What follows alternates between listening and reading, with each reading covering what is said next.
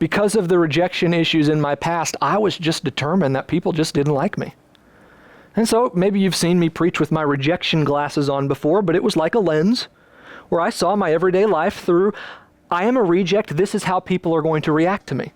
And so even in my adult life, if I would go to a party or some social gathering and I would see people laughing in the corner of the room, when I came in, I automatically just thought, well, they must be laughing at me because that's what people have always done. That's what they continue to do.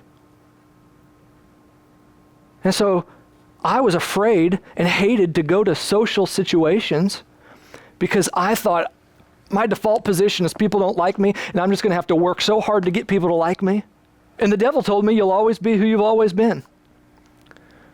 But throughout my Christian life, I've had some great teaching on how to use God's word and how to apply God's word, to change my thinking, to renew my mind, to understand what God says about me. So over time, not overnight, but when I finally started to apply these truths in my life, then God's voice was what started to determine my behaviors and set my destiny. And the devil's voice started to lose the influence. And so I grew in boldness and I grew in confidence and I grew in all the things that help me be now and do what I do today. And so now we fast forward and I get healed of a bunch of things and I'm working through a bunch of things and I'm stepping into ministry now and speaking engagements start to happen and I've got media appearances that I'm going to and I'm flying across the country at times.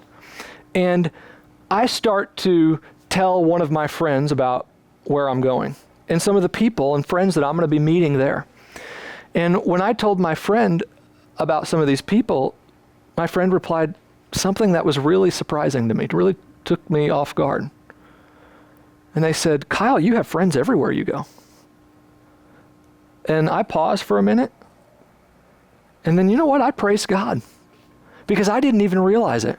But in the process of doing what God had called me to do, God had completely changed my situation around. And as I said, I didn't even know. And he reminded me of that promise that he gave his people in Joel 2:25. He said, I will restore to you the years that the swarming locusts have eaten. He took what was one of my greatest insecurities, no friends or few friends, and he turned it into one of my greatest blessings. Because it's true, half the places I go now, it seems like, I can call somebody up and say, hey, I'm going to be in your area, let's have lunch or dinner. God restored my years, and he'll do the same for you. You do not have to finish or continue your life how you started. You might have started out as a reject, insecure, shy, abused, a victim, but you don't have to continue that way. God will restore your years. People, they are often our greatest source of stress and struggle.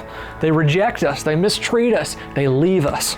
If you've been hurt by people, or if you care too much about what they think, then you need my new series, People Problems, in which I reveal the surefire biblical strategies to experience peace with people.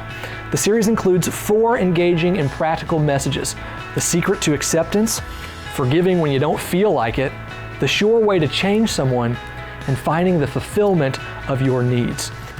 You really can experience happiness, satisfaction, and peace with people.